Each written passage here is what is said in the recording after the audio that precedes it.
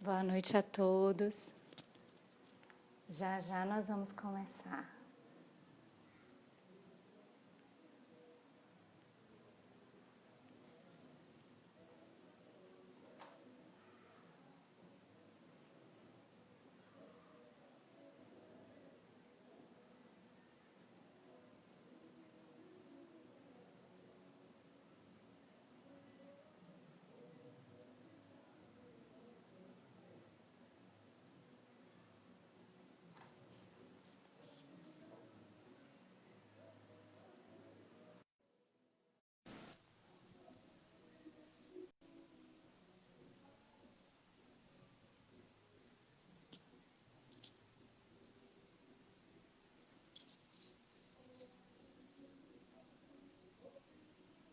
Olá, Luzi.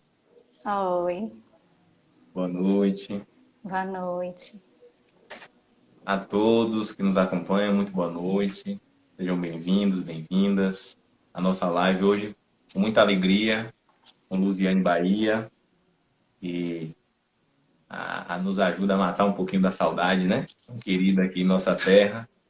Então, no meu relógio, 19 horas, nós podemos começar, né, Luzi? Então, nós Isso. vamos fazer a prece, pedindo a Jesus, o nosso amigo, incondicional de todas as horas, guia e modelo para toda a humanidade,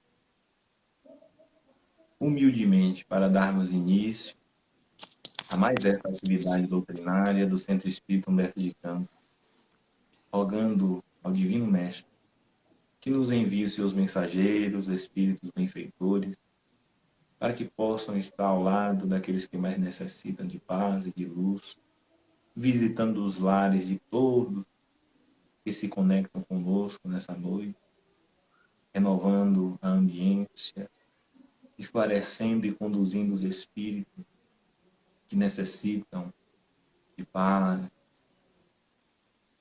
de reconforto para as almas, a instâncias de repouso, de refazimento, e que todos nós, Senhor, envolvidos nas vibrações lúcidas do Teu amor e da Tua paz, possamos criar condições favoráveis às reflexões dos Teus ensinos, aclarados pela luz diamantina do Consolador. Que o Teu amor e a Tua paz nos envolva hoje e por todo sempre. Que assim seja. Então, a todos que estão chegando agora, nosso muito boa noite.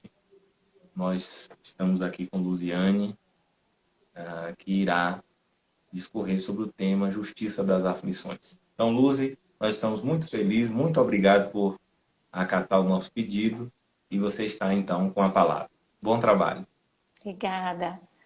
Eu agradeço imensamente por essa oportunidade. Um abraço enorme para todos vocês. É um pouquinho da gente matar a saudade aqui mesmo. Queridas irmãs, queridos irmãos, que a paz do Mestre Jesus se faça presente entre nós. Em João, capítulo 16, versículo 33, encontramos a mensagem do Mestre dizendo que no mundo nós encontraremos provações, mas animai-vos, eu venci o mundo. Foi o que o Mestre falou. E que o evangelista tão bem colocou ao final de reflexões diversas a respeito do Paracleto, do Consolador prometido. E quando pensamos em aflições, traz para os nossos corações reflexões muito interessantes.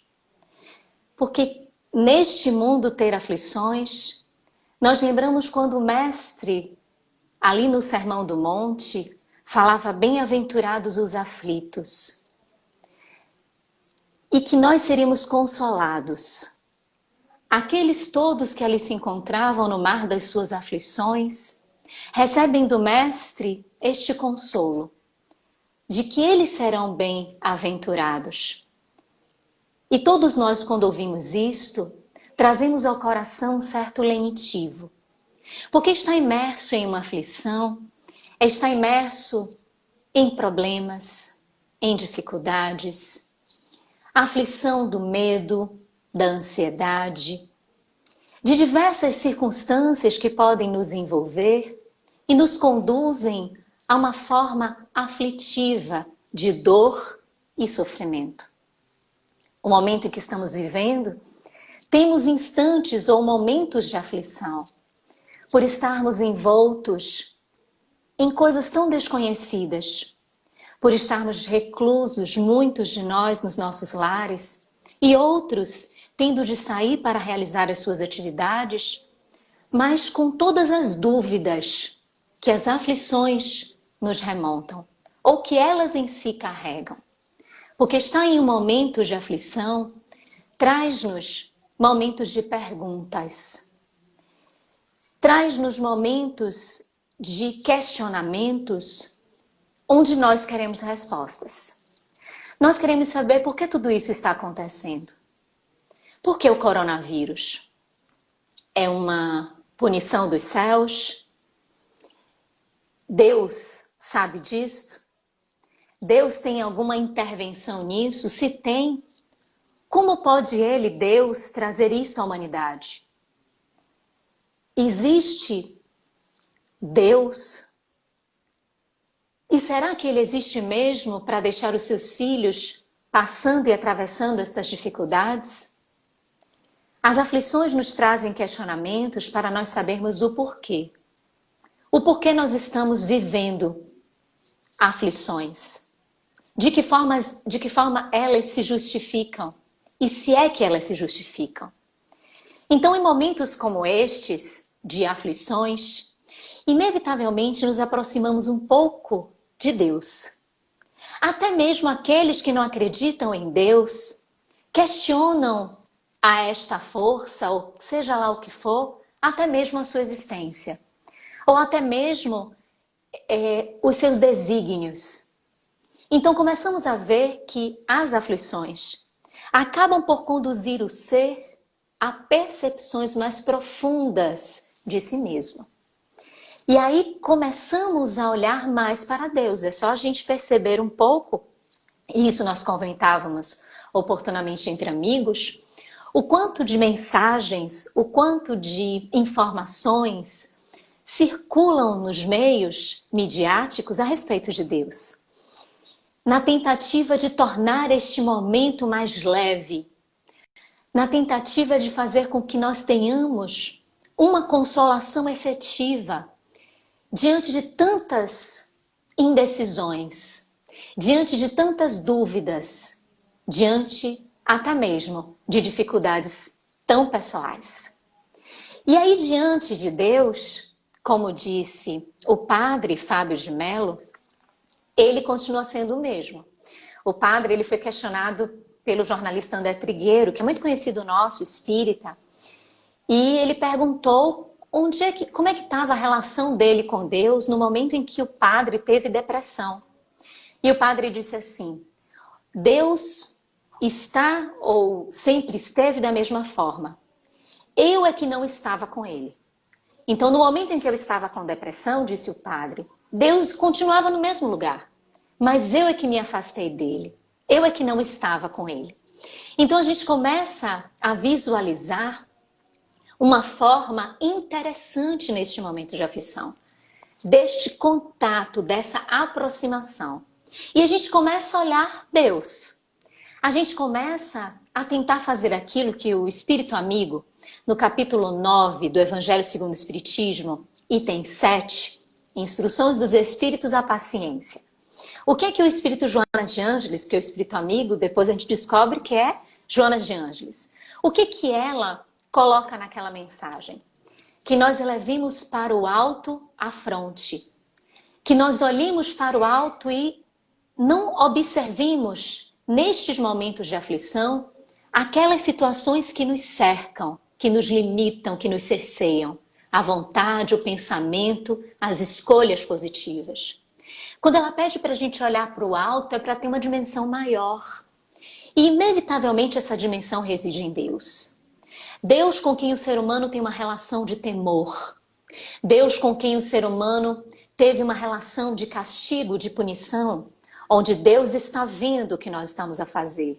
Deus está a observar todos os nossos comportamentos. Deus está a nos vigiar as ações e muito mais intensamente os pensamentos. Então, esta relação atávica do ser humano com Deus, que se perdurou durante tanto tempo, tem um divisor de águas. Esse divisor de águas está lá em 1857, na publicação da primeira edição do Livro dos Espíritos. Porque quando abrimos o Livro dos Espíritos, passamos pela introdução, pelos prolegômenos, quando chegamos na primeira questão, a humanidade tem um impacto. Porque ali nós encontramos um Deus, que é o mesmo Deus, só existe um Deus. É o mesmo Deus, é o Deus único, mas é um Deus cuja resposta concedida pelos Espíritos nos traz uma consolação e uma segurança intensas. A pergunta todos nós conhecemos, é logo a primeira. Que é Deus? E os Espíritos respondem a partir de uma pergunta tão inteligente, que está embutida toda uma história relacional da humanidade com Deus. Que é Deus e não o que. Porque Kardec, se colocasse o que, limitava a sua pergunta, tentando conduzir talvez uma resposta de coisa, como Deus já foi comparado em outros instantes da história, como os trovões, o sol, como as circunstâncias da natureza, às quais não conseguíssemos explicar. Ele não pergunta quem é Deus, porque perguntar a Deus personificava este todo, este absoluto, esta grandiosidade.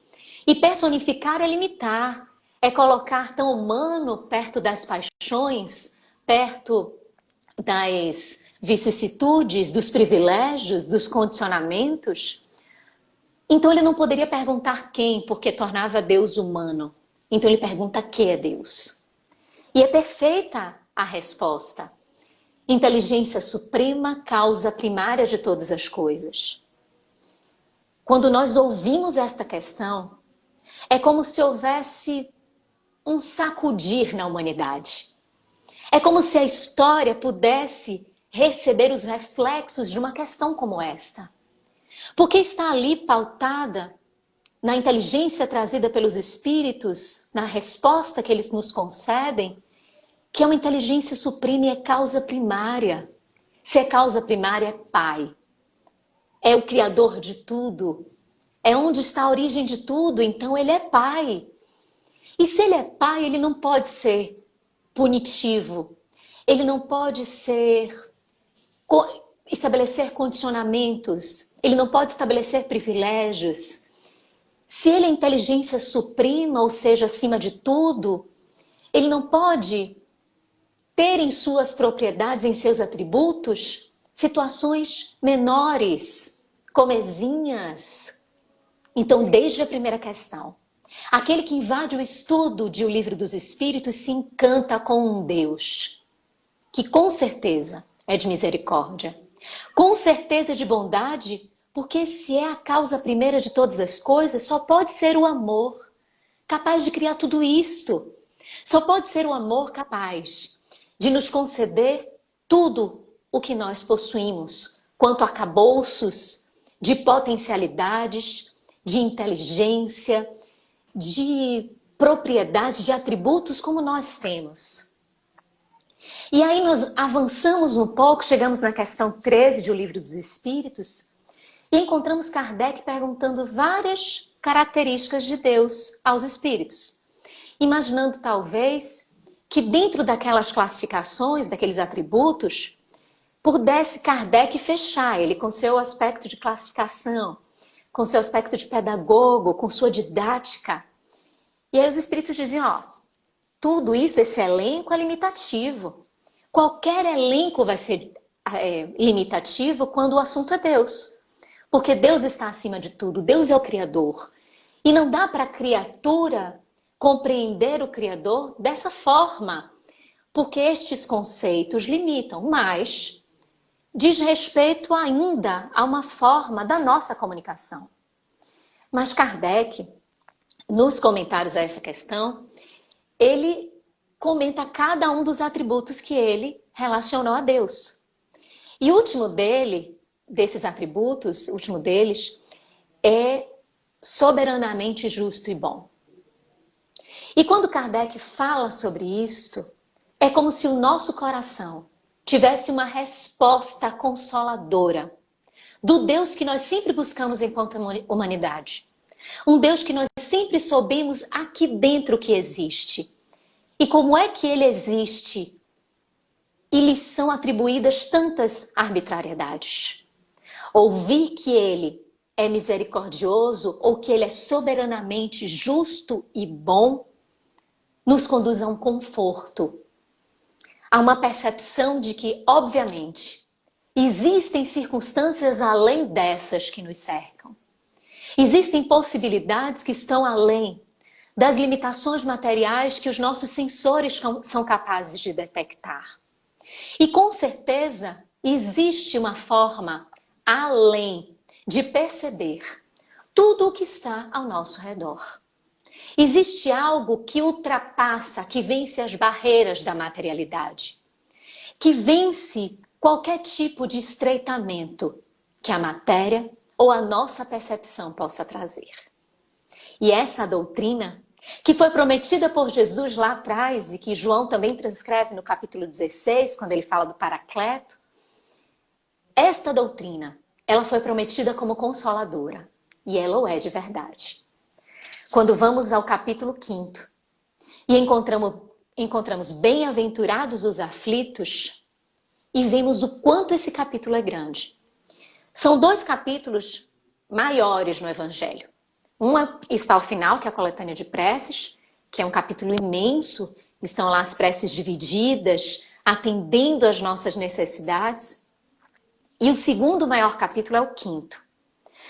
É como se os espíritos e Kardec, esta pleiade do Espírito de Verdade, todos eles, desejassem nos mostrar. A prece é a saída de tudo. Sempre vai ser. É a ferramenta incólume, indestrutível. É a primogênita da fé. É aquela que vai ser capaz de romper quaisquer amarras e tornar o ser numa ascensão vertical, desde que assim compreenda, desde que assim entenda a funcionalidade que a prece tem em nossas vidas. Mas é como se também tivesse a nos mostrar que depois de trazer toda a importância da ferramenta, inevitavelmente tem de se discutir ou se refletir sobre as aflições. Porque elas também são imensas. Elas são diversas, se transmudam de diversas formas. E elas merecem ser observadas com atenção. Então, no capítulo 5º do Evangelho segundo o Espiritismo, encontramos logo uma provocação intelectiva. Justiça das aflições. E o quanto parece contraditório. Justiça das aflições.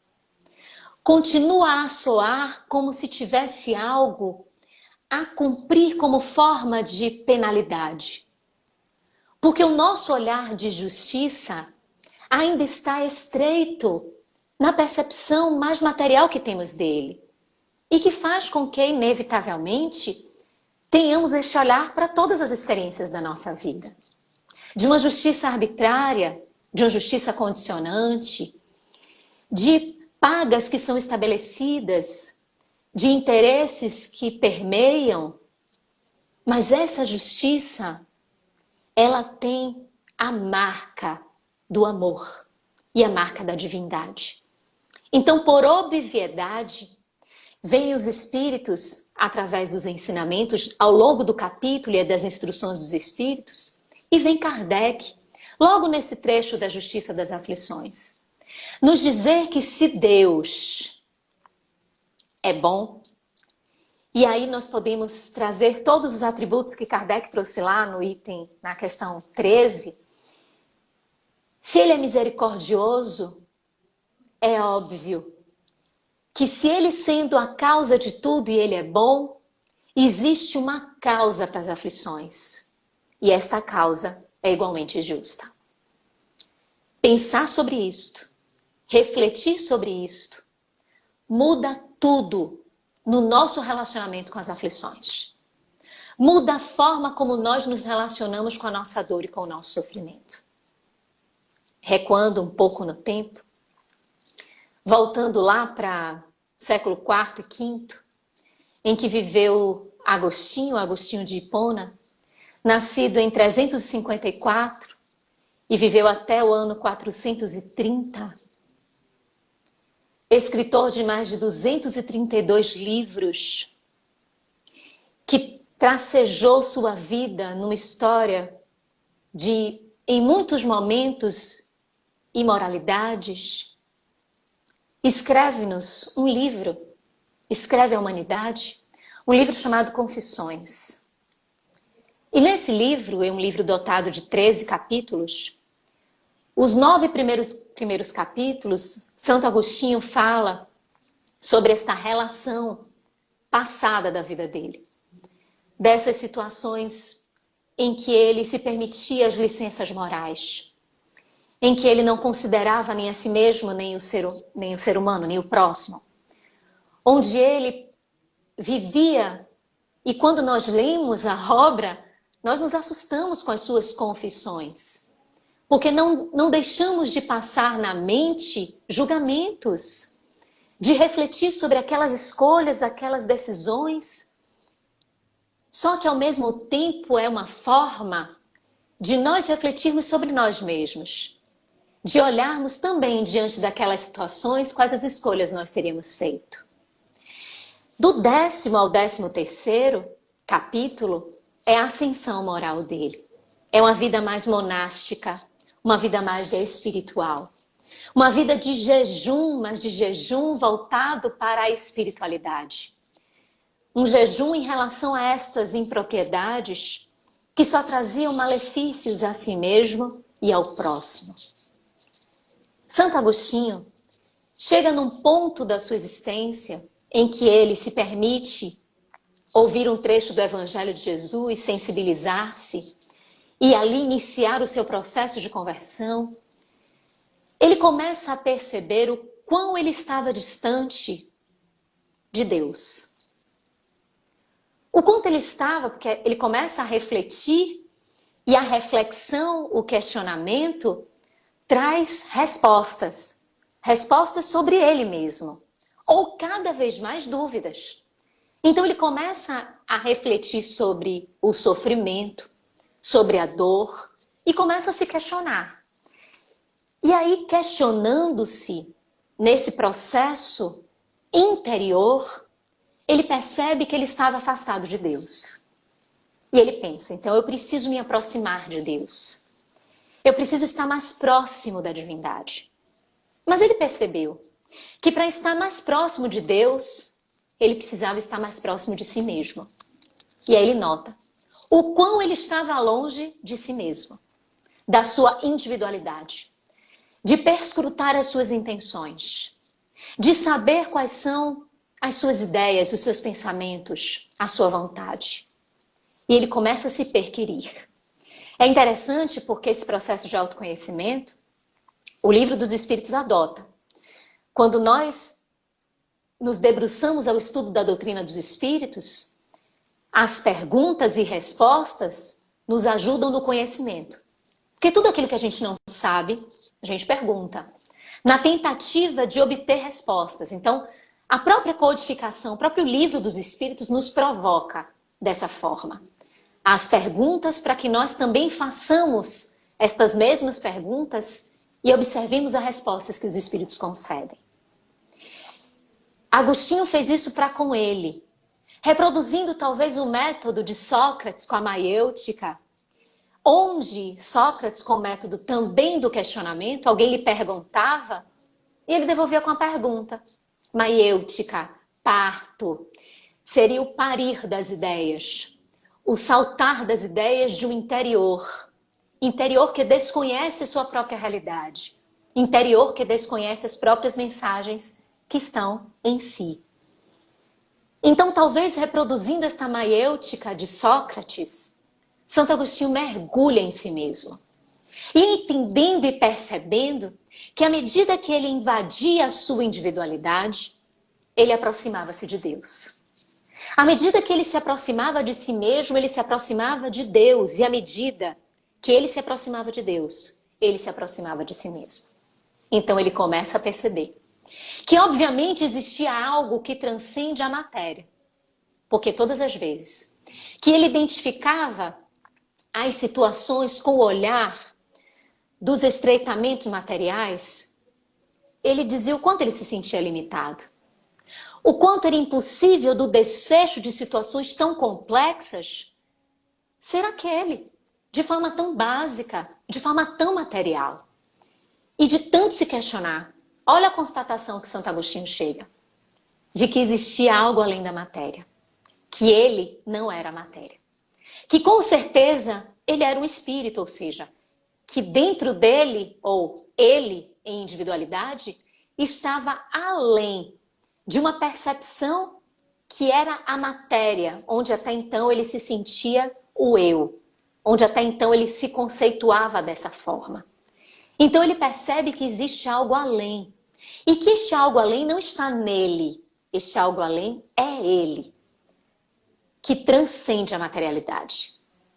E aí, quando nós viajamos no tempo e vemos Santo Agostinho assinar os prolegômenos, juntamente com Fenelon, com João Evangelista, com o Espírito de Verdade, com Swedenborg, quando nós vemos que ali está Santo Agostinho, quando vimos ao longo das mensagens do Evangelho, do elo é de Santo Agostinho, a felicidade que a gente alcança com a prece é de Santo Agostinho.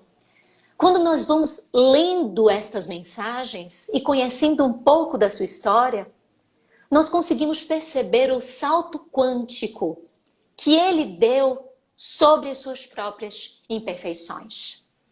E começar a perceber isto é identificar que se para invadirmos uma realidade pessoal precisamos de Deus e vice-versa, também para invadir e entender Deus precisamos de nós, é porque esta percepção de espírito traz algo de responsabilidade para nós.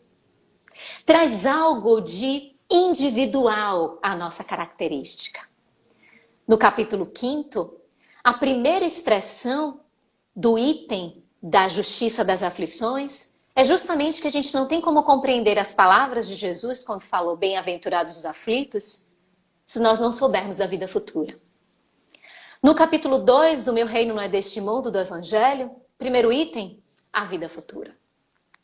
Quando vamos na questão 919, letra A, que a resposta é de Santo Agostinho, e essa pergunta 919A, que todos nós conhecemos, já estudamos, já refletimos, todos nós.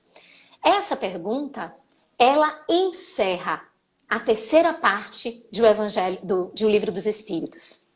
Ela encerra a parte das leis morais. É a última pergunta no capítulo da perfeição moral. Esse capítulo, o que ele reflete? Ele não reflete as nossas ações? Ele não reflete as nossas viciações, mas também as nossas virtudes? Ele não faz com que nós reflitamos sobre o egoísmo e o orgulho e as suas consequências? Durante todo o percurso das leis morais, nós não tivemos ali a reflexão sobre o livre-arbítrio, sobre a responsabilidade que nos cabe diante das ações que nós realizamos, de que para cada efeito existe uma causa. E aí vem Santo Agostinho, na questão 919A, já na sua parte final, e nos traz o objetivo do Espiritismo.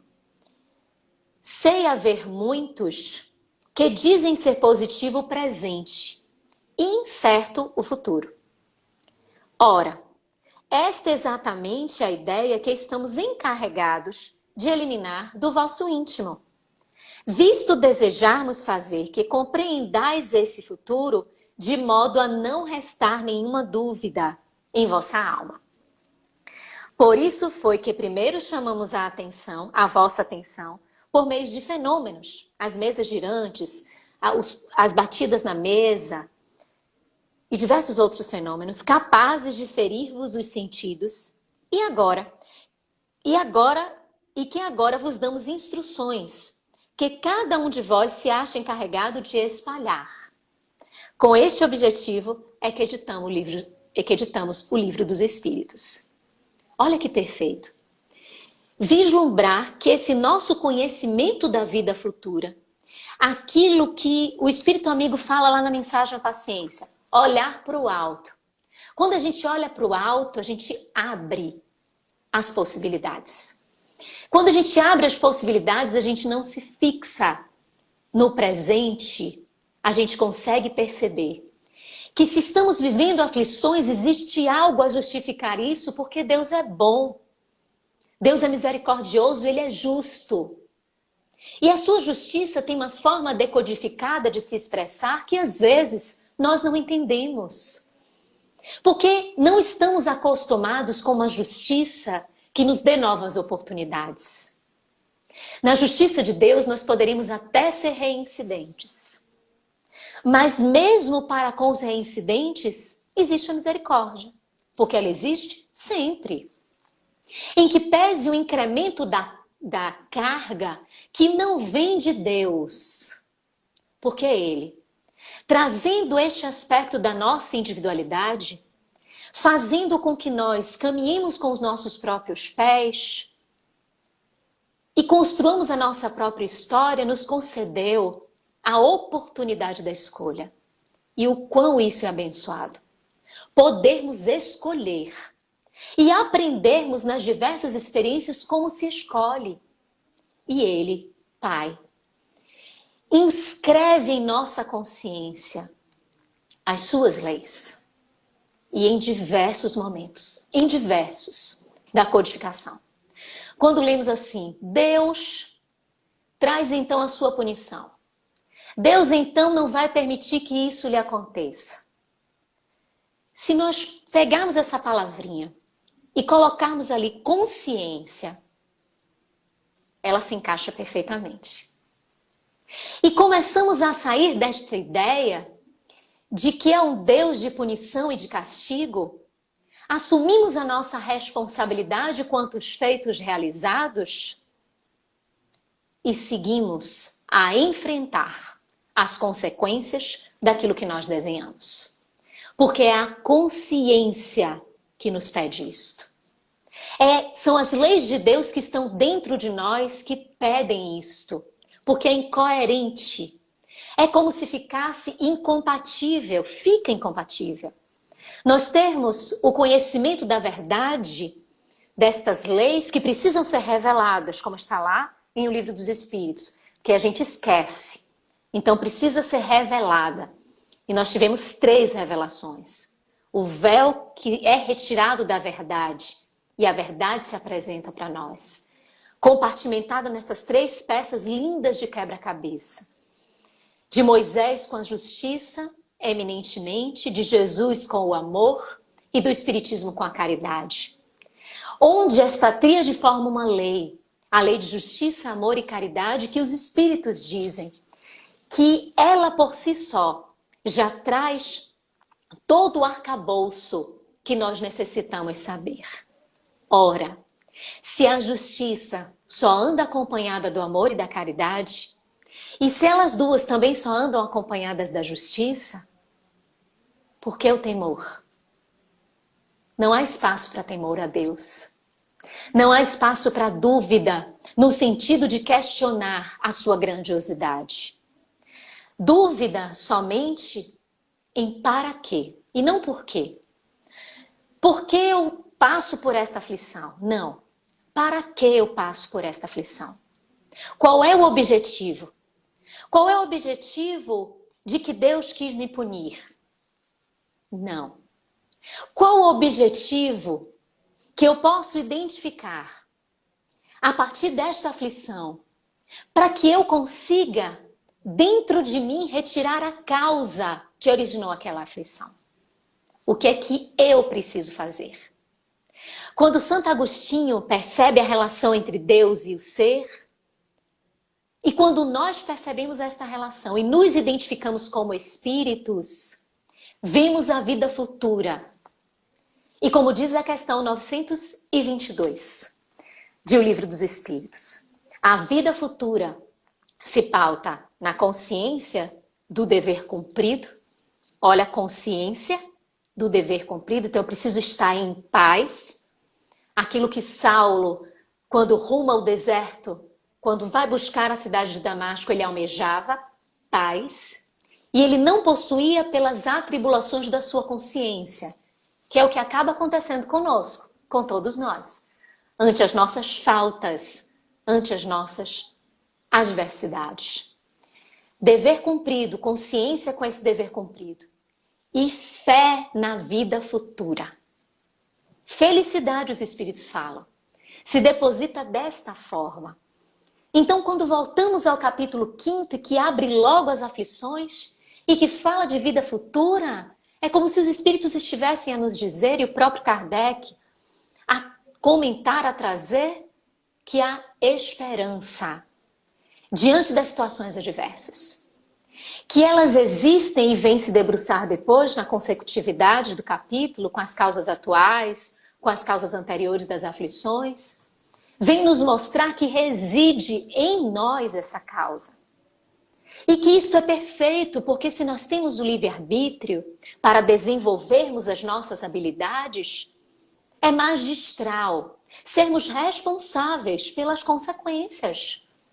Porque somente observando as consequências, nós conseguimos alcançar este patamar de percepção interior e de debruçar sobre nós mesmos. Esta reflexão de observar as consequências, os espíritos benfeitores em diversas obras da literatura espírita nos colocam a perceber. Lembro-me de um caso específico de uma obra que reli recentemente. É Sexo e Destino. Essa obra a gente tem que ler, reler. Eu reli recentemente. E tem uma personagem, que é o Moreira, que ele passa boa parte da consecução, do drama, da trama, interferindo, obsidiando, perseguindo, criando armadilhas e formas de trazer prejuízos a um contexto familiar. Até que um determinado evento acontece, um acidente acontece, e a pessoa que tornou-se vítima do acidente é alguém afeto ao seu coração. E ele é levado, os espíritos convidam, criam toda uma forma de fazer com que ele aceite, com que ele perceba, para contar com o auxílio dele, porque sabia também que a sua aproximação poderia trazer benefícios, uma vez que eram tão ligadas às entidades, mas para que ele também aprendesse com os efeitos. E quando ele se aproxima, todas as vezes que eu leio esse trecho, eu choro. Porque quando ele se aproxima, que ele carrega Marita no colo, que é a personagem que sofreu o acidente, quando ele carrega ela no colo e transmite para ela a sua energia, para que ela tenha uma sobrevida, os outros auxiliares também tentaram, mas percebem que com ele, na expressão de André Luiz, é como se fosse um pé calçando um sapato antigo. E que os outros era como se fosse um pé calçando um sapato novo. O sapato novo não tem ainda o molde do nosso pé. E eles estavam afinados mutuamente. E, gente, todas as vezes que eu leio esse trecho, em que ele está ali quieto, ele que fazia tanta balbúrdia, obsessor mesmo de fazer balbúrdia, de fazer alarde. Quando eu leio aquilo, que eu vejo ele tão quietinho, parecendo uma criança que percebeu que fez uma coisa errada, quando eu olho aquela cena, eu choro sempre. Porque eu olho para o alto e digo, Deus, o quão misericordioso é o Senhor. Não tem limite o seu amor nem a sua misericórdia. Diante de tantas coisas que nós vimos ele fazer, e o livro só é um recorte, imagina quantas outras coisas. E olha a misericórdia. Deus permitindo que ele, aos poucos, lide com a própria consciência.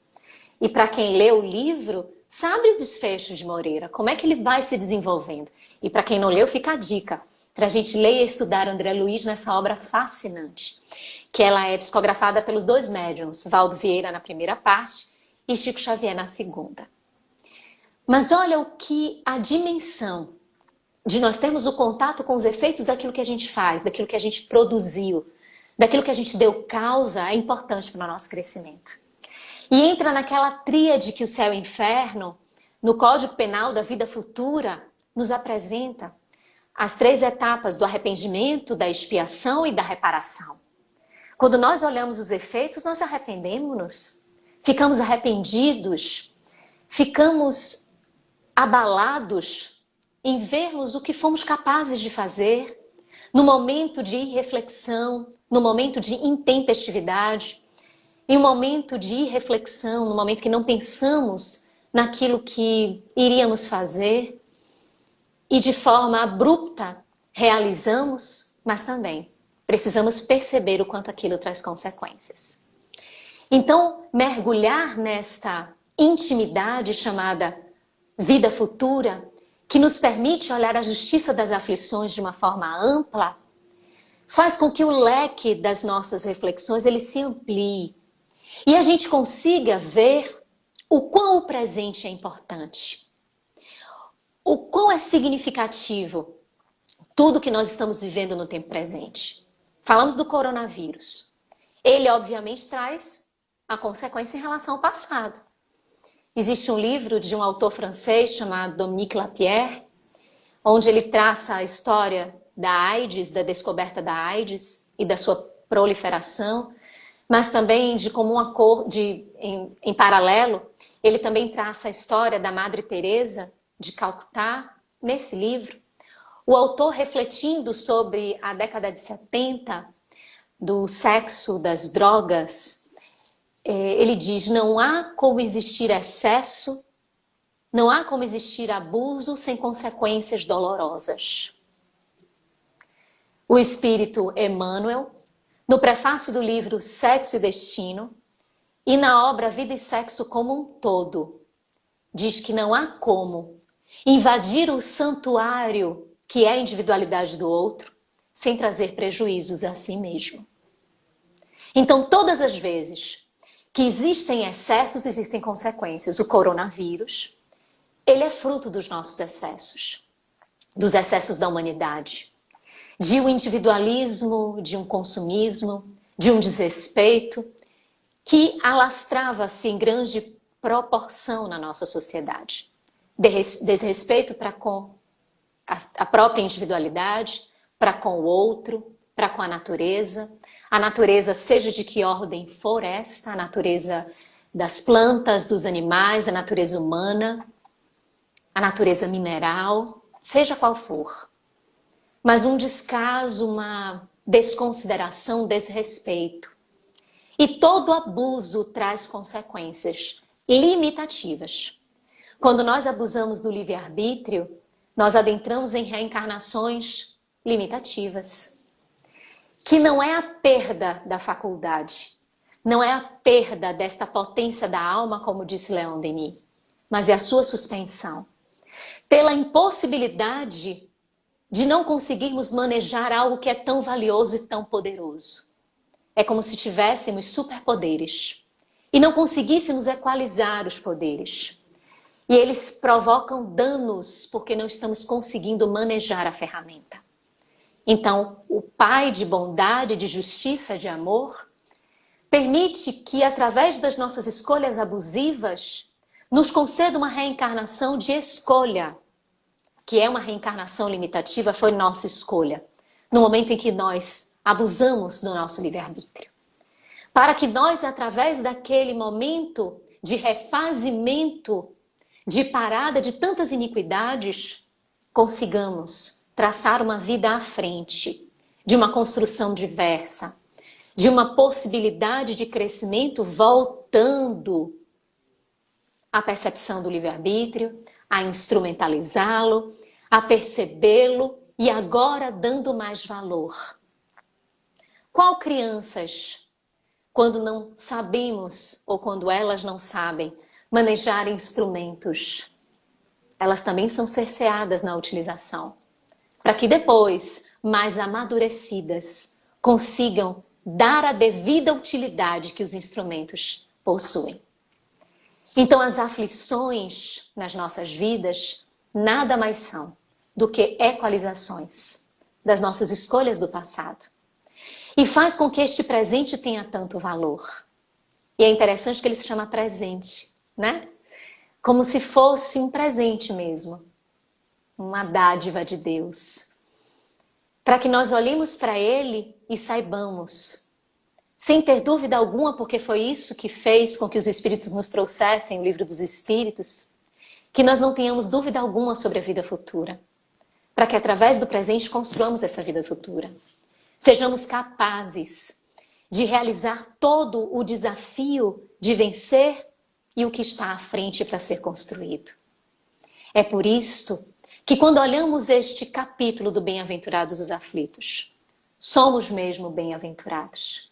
Porque diante das aflições, se perguntamos para que elas existem, qual é o aprendizado que iremos nutrir com elas, qual é a forma que iremos conseguir vencer a nós mesmos, as nossas próprias imperfeições, vamos sendo bem-aventurados.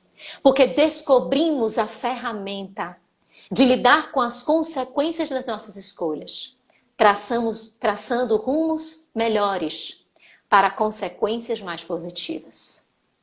Evangelho de João, capítulo 16, versículo 33. Depois que ele fala dos discípulos no mundo, depois que ele fala do Paracleto, que é o Consolador prometido, que é o Espiritismo, ele diz que no mundo existem provações. Animai-vos, eu venci o mundo. Ele venceu o mundo. E nós podemos vencer o mundo das aflições, vencendo o mundo interior das nossas dificuldades, do nosso egoísmo, orgulho, das nossas mazelas, das nossas situações ainda desafiadoras, mas que são estas vitórias que vão nos oportunizar um futuro de bênçãos, sem as aflições que hoje tanto nos atemorizam a alma, tanto nos dificultam algumas percepções. Elevemos a Deus sempre o nosso pensamento, porque esta grandiosidade traz-nos o olhar perfeito do seu amor, da sua misericórdia e principalmente da sua justiça, que é justiça de oportunidade e justiça de amor. Mas agora, não saiam ainda não, porque nós vamos passar para uma outra etapa. Nós vamos chamar de volta nosso amigo Carlos.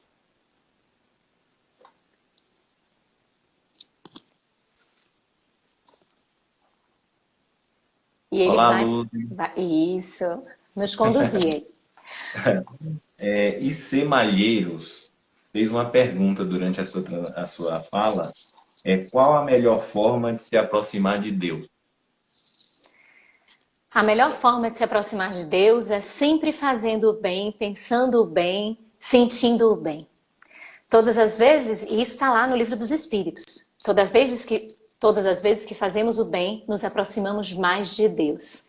E fazer o bem não é só realizar, mas pensar também. O pensamento conduz ações, conduz cargas das nossas escolhas. E é nesse pensamento que nascem as ações que depois são materializadas. Então, pensar, sentir, viver o bem é uma forma de nos aproximarmos de Deus. Bacana, Lúcia. Na sua fala, você deixou claro que ter uma percepção mais sensata de Deus é fundamental para nós entendermos a justiça das aflições. E a doutrina espírita presta um serviço muito grande, como você mesma disse na sua fala. Kardec quebra com o paradigma, porque até Allan Kardec nós perguntávamos sempre quem é Deus, naquela visão antropomórfica de Deus. O Espiritismo nos traz uma visão mais ampliada de Deus. E apesar dos espíritos deixarem claro que no atual estágio evolutivo nós não temos a capacidade de compreender Deus em profundidade, a doutrina nos ajuda a resgatar aquele Deus de que Jesus nos falou, né? Ele revoluciona no meio do povo hebreu, quando chama Deus de Pai, Pai Nosso, forçando a todos a se reconhecerem como irmãos. Então, eu queria que você falasse um pouquinho agora desse resgate do Pai de que Jesus nos fala, né, Lúcia? Perfeito. Porque como o Espiritismo é a doutrina, é o Consolador prometido, ele traz de volta Jesus, ele coloca Jesus no centro das nossas vidas, ele reitera, ele ratifica tudo que o mestre trouxe. E a primeira questão já é o demonstrativo disso. Jesus chamou Deus de Pai, e quando os espíritos respondem que Deus é a inteligência suprema, causa primária de todas as coisas, é ratificando este olhar. Quando Jesus fala que Deus é Pai, ele nos coloca todos numa comunhão fraternal. Ele demonstra o quanto é importante a fraternidade, a solidariedade, a junção nossa, essa vivência de forma a um auxiliar o outro, a intensificarmos em nós esta irmandade. E o Espiritismo traz Jesus novamente, coloca, e toda a obra é permeada da presença dele, tanto que qual é o modelo que a gente pode ter, o guia e modelo, e os Espíritos respondem Jesus. Algumas traduções é só Jesus, né? Outras vê de Jesus. E temos nele este modelo e guia. E ter um modelo é um parâmetro de observação, onde tudo que ele falou lá atrás, como ele mesmo prometeu, e a gente encontra isso no capítulo 6 do Evangelho segundo o Espiritismo, de que o Espiritismo vem para poder trazer aquilo que ele trouxe, aquilo que ele não falou, que ele não pôde expressar, mas de desenvolver, por conta de estarmos neste momento mais amadurecidos e podermos perceber a imensidão de Jesus, como ele é grande, como todas as 3 revelações, como nos explica Emmanuel lá em A Caminho da Luz, como as 3 revelações são coordenadas por ele, partem dele, mas mesmo assim ele se coloca como uma das revelações, demonstrando a sua imensidão, o quanto ele é grande e quanto é especial. Então, ali quando a gente encontra que o Espiritismo traz de volta Jesus, traz de volta a sua moralidade, é trazer de volta o bem-aventurados os aflitos, mas agora com a iluminação da reencarnação. Como diz Lázaro em A Lei de Amor, a primeira palavra do vocabulário divino é amor, a segunda, reencarnação. Então, a doutrina vai trazendo todo este conforto, como Jesus prometeu, esta consolação, e saindo de tudo que ele nos trouxe para mostrar que ele é o caminho da verdade da vida, e sempre. Então nós encontramos isso permeado em toda a codificação. A todo momento é Jesus, são seus ensinamentos. E quando a gente lê à luz da doutrina dos Espíritos, a gente compreende ainda mais Jesus e vê o quanto ele é mestre, o quanto é salvador, o quanto é o Messias. Interessante. Solange, Luzi, está perguntando se as aflições que nós temos durante essa existência, se a maioria tem a ver com os nossos equívocos do passado. Essa pergunta é bem delicada, porque é muito da individualidade, é algo muito individual. Os espíritos, eles nos dizem que há 2 acepções de causas. As causas anteriores e as causas atuais das aflições. Então a gente pode meditar diante de uma enfermidade muito grave e pensar, ora, essa enfermidade talvez tenha uma causa lá no passado, lá atrás, vem das histórias pregressas, e pode ter mesmo. A gente nasce com uma predisposição biológica, com uma característica já organizada perispiritualmente para o nosso organismo, e aquilo vai se manifestando a partir de fatores externos, ou às vezes não, por conta da própria necessidade mesmo reencarnatória e pela necessidade de aprendizado.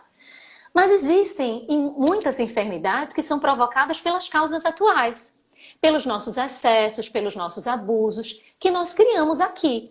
Então, pode ter um reflexo do passado, pode sim, podem ser coisas conjugadas, mas que como nós temos a memória do que estamos vivendo aqui agora, voltando um pouquinho no passado recente, nessa atualidade em que nós vivemos, identificamos muitas das nossas dificuldades.